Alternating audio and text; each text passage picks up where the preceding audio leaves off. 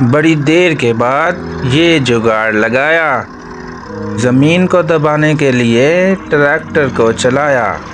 نہ کوئی دھموسا نہ کوئی مشین، ہمارے پاس تھا ٹریکٹر تو ہم نے وہی پریس کر دیا مٹی کو۔ اس کو کافی دیر پھیرنے کے بعد ہم نے اس کو بالکل بیٹھا دیا اور کبھی ایسے گھمایا تو کبھی ویسے گھمایا۔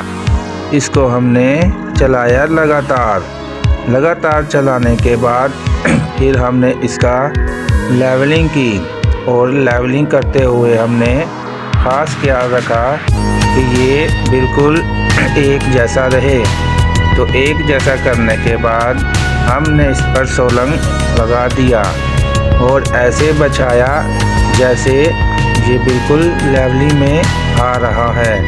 تو اب اس میں بالکل بھی پانی کھڑا نہیں ہوگا۔ یہ ہے میرا دماغ۔ ہم نے کیا اس کو بالکل لیول میں، اور بیٹھنے کا خطرہ بھی ہوا ختم۔ اگر یہ اینٹیں لگائیں گے بالکل لگاتار اور لیول میں